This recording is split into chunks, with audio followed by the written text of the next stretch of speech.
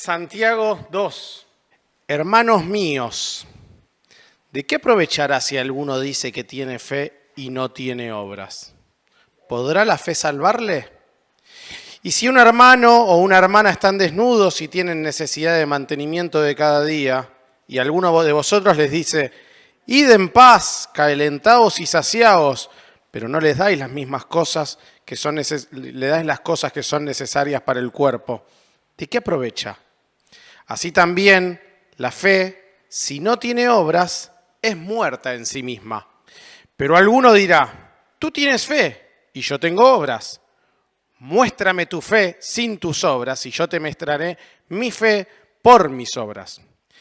¿Tú crees que Dios es uno? Bien haces. También los demonios creen y tiemblas. Mas, ¿quieres saber, hombre vano, que la fe sin obras es muerta? ¿No fue justificado por las obras Abraham, nuestro padre, cuando ofreció a su hijo Isaac sobre el altar? ¿No ves que la fe actuó justamente con las obras y que la fe se perfeccionó por las obras? Y se cumplió la escritura que dice, Abraham creyó a Dios y le fue contado por justicia y fue llamado amigo de Dios. Vosotros veis, pues, que el hombre es justificado por obras y no solamente por la fe. Asimismo también Rahab, la ramera, ¿no fue justificada por las obras cuando recibió los mensajeros y los envió por otro camino? Porque como el cuerpo sin espíritu está muerto, así también la fe sin obras está muerta.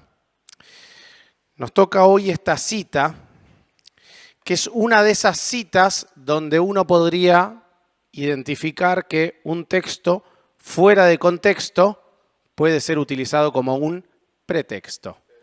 ¿Por qué? Porque si uno estos 12 versículos los leyera fuera de cierto contexto, podría pensar, ok, dice que la salvación es por obras. Estos 12 versículos son los que llevaron a que Santiago, se dijo al principio cuando se habló de la introducción, fuera puesto en tela de juicio si incluirlo o no en el canon, porque decía, pará, no contradice algunas otras partes de la Escritura. Entonces, fue muy discutido. Y después vamos a ver un versículo en particular que a Lutero le hacía ruido también. El domingo pasado, Damián, haciendo mención a este pasaje, lo que decía es, hoy vamos a estudiar que somos salvos por fe para obras. Somos salvos por la fe para obras. Si bien yo creo que de los que estamos presentes lo tenemos claros, siempre vale la pena recalcarlo y decirlo y cansarnos de decirlo. Somos salvos por la fe, por lo que creemos, pero al fin y al cabo somos salvos para hacer buenas obras. Así también lo dice Efesios 2. Ahora, cuando se habló en la introducción del libro de Santiago, y alguna vez lo leí así y me gustó identificarlo como el libro, la carta es clara en identificar la diferencia entre lo que es una fe viva y una fe muerta. Y al fin y al cabo, en algún momento, me acuerdo cuando lo estudiamos con chicos de la escuela bíblica, se identificaba el libro de Santiago como, ¿vieron? Cuando se dice, bueno, nosotros vemos lo de afuera, Dios ve el corazón. Bueno, sí, es verdad, nosotros vemos lo de afuera y Dios ve el corazón. Ahora, hay determinadas maneras de identificar cómo uno se comporta, cómo un verdadero hijo de Dios tiene que comportarse. De hecho, sirve para ver hasta donde a nosotros nos alcanza si uno piensa que es hijo de Dios o no. ¿Cómo reacciona frente a las pruebas? ¿Aprueba o no aprueba? ¿Cómo reacciona frente a la tentación? ¿Cae o no cae? ¿Cómo reacciona frente a la oración? ¿O cómo le habla a Dios cuando ora? ¿Habla con un conocido o habla con un desconocido? Y así hay un montón de puntos que Santiago va diciendo de un cristiano se comporta de esta manera. Una fe viva se comporta de esta manera. ¿Cómo reacciona cuando es confrontado con la palabra? ¿Cómo habla su lengua? Entonces hay distintas maneras en las que Santiago va dando herramientas para decir, miren, un hijo de Dios se tiene que comportar de esta manera. El día de hoy lo que vamos a ver es uno de esos matices que son las obras. Entonces, es uno más en el marco de un montón de matices que sirven para identificar cómo debe comportarse un hijo de Dios. Habiendo dicho esto, vamos a arrancar del 14 nuevamente. Hermanos míos, ¿de qué aprovechará si alguno dice que tiene fe y no tiene obras? ¿Podrá la fe salvarle? Ahí la palabra principal del versículo, que puede pasar desapercibida por cortita, es dice. ¿Qué pasa si alguien dice que tiene fe? ¿Decir que tenés fe te salva? No. No, yo les puedo decir acá que soy más fuerte que Rambo. Ahora, les puedo decir lo que quieran, no soy más fuerte o que juego mejor a la pelota que Messi. Ahora, no, lamentablemente no. Lo podemos repetir hasta el hartazgo, pero eso no hace que suceda. Entonces, acá uno puede decir que tiene fe.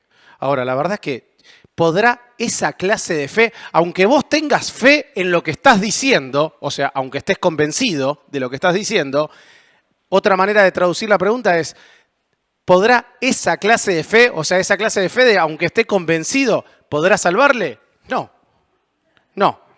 Y fíjense con esto de decir, un versículo que lo podemos asociar, que lo vimos cuando vimos Romanos, que es Romanos, no hace falta que lo busquen, Romanos 10:9, que lo van a saber de memoria, pero fíjense cómo lo complementa. Dice, si confesares con tu boca que Jesús es el Señor, ¿y cómo sigue? Y creyeres en tu corazón. O sea, si solamente lo confesás y no crees en tu corazón, decí todo lo que quieras. Ahora, si confesás con tu boca y crees con tu corazón, serás salvo. La manera de la confesión sirve para expresar a otros. Ahora, la verdad es que lo importante es la fe, es creer adentro de tu corazón. Entonces, lo mismo ocurre en este caso. ¿Puede salvarte esa clase de fe? La respuesta es, no lo responde, lo deja en el aire Santiago, pero la respuesta es no, no puede. Continuamos, versículos 15 y 16. ¿Y si un hermano o una hermana están desnudos y tienen necesidad de mantenimiento de cada día, y alguno de vosotros, de vuelta, fíjense, les dice, id en paz y calentados y saciados, pero no les dais las cosas que son necesarias para el cuerpo? ¿De qué provecha? Y fíjense de vuelta, lo que está diciendo es, che, uno puede decir todo lo que quiera, pero se necesita demostrarlo con acciones, eso que uno va diciendo. Ahora, me doy cuenta, y alguien me lo hizo notar en algún momento, pero ¿cuántas veces yo orando, y díganme si no lo escucharon alguna vez, o capaz que hasta lo dijeron, de te damos gracias por los alimentos, te pedimos por aquellos que no los tienen? ¿Qué cosa le pedimos? ¿Que baje un maná? ¿Que se abra el cielo y baje la comida? No, somos nosotros los que aquellos que no les tienen tenemos que darles. ¿Por qué? Porque te pedimos que, bueno, es bastante parecido a Iga cuando dice, ¿tenés frío? Sí, vayan, caliéntense. ¿Y nosotros qué hacemos frente a eso? Entonces, al fin y al cabo, fíjense cómo algo que sucedía hace 2000 años y que Santiago lo identifica, capaz que no está tan lejos de nosotros, o capaz que nosotros mismos caímos en eso. No, Dios, te pedimos que nos des la capacidad de tenerlos presentes, te pedimos que muevas nuestros corazones a tener presente la gente que tiene esa necesidad, que no sea solamente de vayan y caliéntense. Ahora, les digo yo otro versículo. En 1 Juan 3:17, fíjense, muy parecidos estos dos versículos que leímos. Pero el que tiene bienes de este mundo y ve a su hermano tener necesidad y cierra contra él su corazón, ¿cómo mora el amor de Dios en él? Al fin y al cabo lo que dice es, che, si cerrás tu corazón, ¿cómo que demostrás el amor? El amor se demuestra con actos, la fe se demuestra con actos, con acciones, con obras. Y llegamos a la conclusión. Sepan, esta es la conclusión final de todo este pasaje. De hecho, si tienen la Reina Valera, lo van a tener ahí dentro del titulito, no sé el resto de las Biblias. Pero el versículo 17, al fin y al cabo, es la conclusión que va a repetir más de una vez Santiago. Así también, la fe, si no tiene obras, está muerta. La fe, Antes, mencionaba cuando charlaba antes, me acuerdo hace muchos años, Luciano hablando de Santiago, cuando hace muchos años lo estudiamos, dijo, a veces es difícil, pone cara Lu, me acuerdo lo dijiste vos, a veces es difícil explicar algo que es tan claro, no hay que explicarlo. La fe sin obras está muerta. No puedo agregarle algo porque habla en sí mismo. Si tenés fe y no tenés obras, ¿sabes qué? Esa fe está muerta. No tiene mucho para andar agregándole. Es la conclusión que saca Santiago de esto. Versículo 18. Pero alguno dirá, tú tienes fe y yo tengo obras. Muéstrame tu fe sin tus obras y yo te mostraré mi fe por mis obras. Al fin y al cabo, lo que está haciendo ahí Santiago es imaginar un potencial opositor a su pensamiento. Entonces dice, bueno, alguno puede pensar que lo puede hacer. Entonces él dice, ¿saben qué? A ese que piensa eso, antes hacía una pregunta y la dejaba sin responder, ahora directamente inventa un planteo de que alguien le podría decir, mira, vos tenés obras, vos tenés fe, yo tengo obras. Entonces él les dice, mostrame tu fe sin tus obras. Mi manera de demostrar mi fe es a través de mis obras. Y podemos ver cómo los complementa, porque no es que los pone en oposición. Existe el lado A o el lado B. Él dice, no, van de la mano. Van conjuntamente, vamos a ver después, van conjuntamente de la mano. Ahora, no existe ¿se acuerdan? Balá, que tenía el chupetómetro, como para ir midiendo los chupetes. No existe el feómetro. Si existiera el feómetro, varios en este lugar ganarían, pero por feos, no por fe.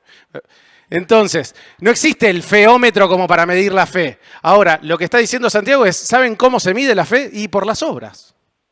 Es la manera en la que nosotros podemos evidenciarlo. Seguimos, versículo 19 y 20. ¿Tú crees que Dios es uno? Bien haces. También los demonios creen y tiemblan. ¿Mas quieres saber, hombre vano, que la fe sin obras es muerta? Primero vamos a la parte del 19. Los demonios creen y tiemblan. Ahí lo que está haciendo Santiago es hacerle referencia a lo que se conoce como la yema. Entonces, lo que dice Deuteronomio 6.4 es, si lo tienen ahí lo leen. Entonces él le dice, ¿vos creés que es, lo tenés? Dale.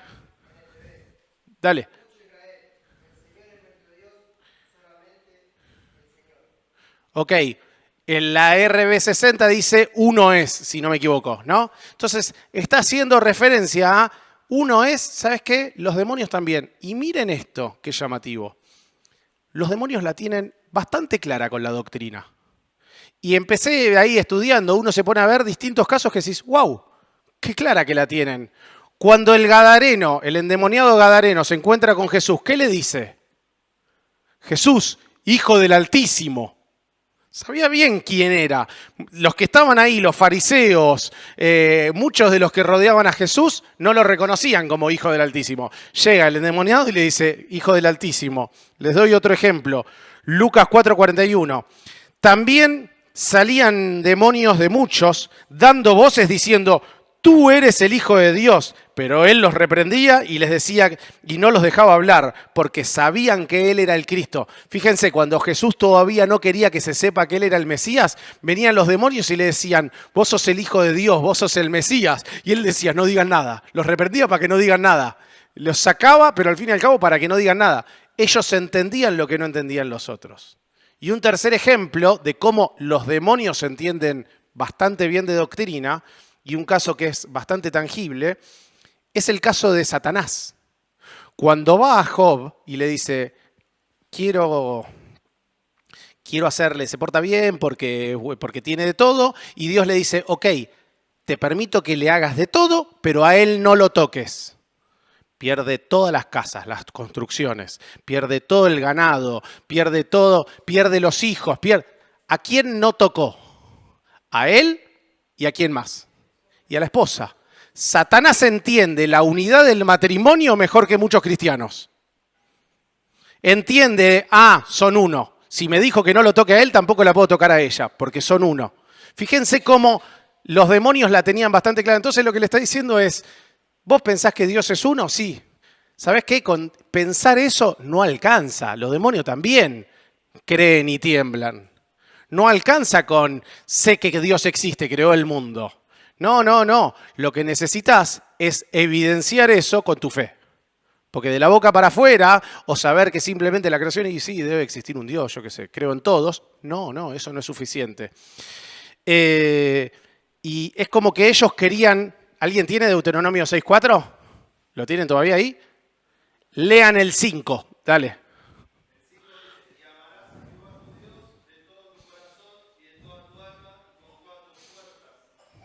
Entonces, es como que ellos querían el Deuteronomio 6.4 sin el 6.5. ¿Entendés? Che, no, a mí me alcanza con saber que Dios es uno. No, no, tenés que saber que Dios es uno y que lo tenés que amar con toda tu alma, con todas tus fuerzas. Es completo, no existe un versículo sin el otro. Ah, y ahí la conclusión de vuelta, fíjense en el 20, me había olvidado de eso. ¿Más quieres saber, hombre vano? La fe sin obras es muerta. Segunda vez que repite el mismo concepto y no tengo más nada que decir que lo que dice ahí. La fe sin obras es muerta. Continuamos del 21 al 26. Lo que hace es traer ejemplos, 3 ejemplos de que al fin y al cabo esto siempre fue así. Ejemplo número 1, Abraham. ¿No fue justificado por las obras nuestro padre Abraham cuando ofreció su hijo Isaac sobre el altar? Este es el versículo que a Lutero le hacía ruido. Que decía, pero pará, dice que fue justificado por las obras, y si yo leo Romanos dice que somos justificados por la fe. Bueno, al fin y al cabo, en el contexto es que dice, evidenció su fe a través de sus obras.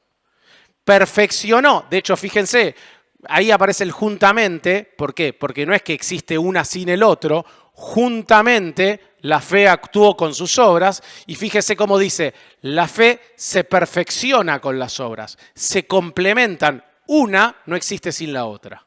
Cuando una persona tiene fe, demuestra que está en eso, que esa fe la hace acción y la palpa.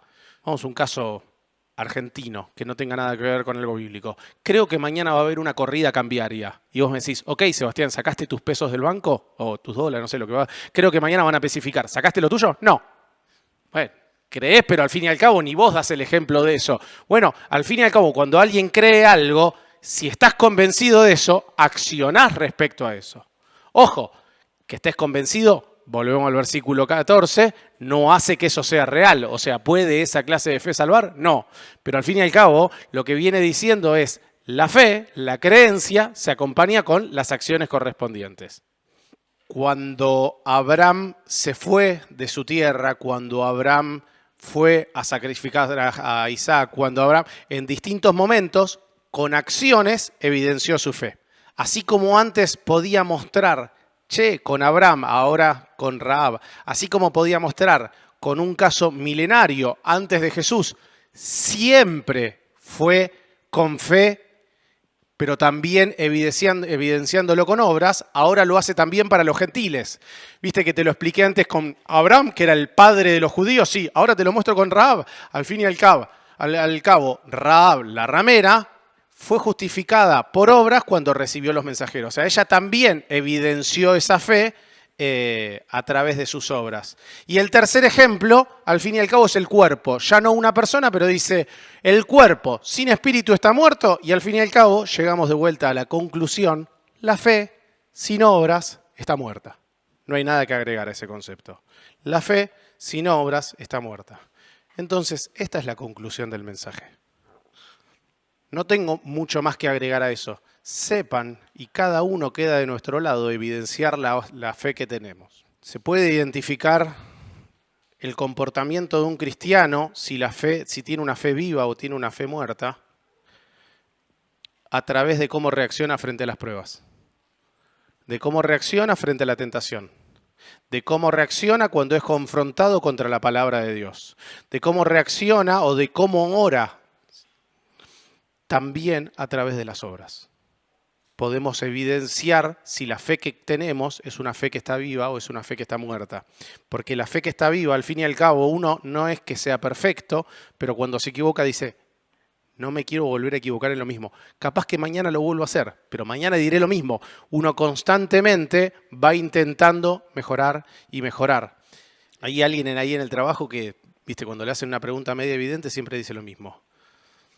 Tiene 4 patas, ladra y mueve la cola, es un perro. Bueno, lo mismo nos pasa a nosotros. ¿Por qué? Porque a veces tenés gente que te dice, yo soy cristiano, y ves que todo lo que hace va en camino correcto. Entonces decís, bueno, ¿cómo evidencias tu fe? ¿Cómo son tus obras? Y cuando hablamos de las obras, también sabiendo que ahí sí, Dios las va a poner en fuego y algunas se prenderán fuego como heno, hoja y madera y hojarasca, y otras se perfeccionarán al fin y al cabo. Y una de las cosas que leía es, sirve pensar cómo reaccionaba Jesús cuando alguien aparentaba tener una fe mayor a la que realmente tenía.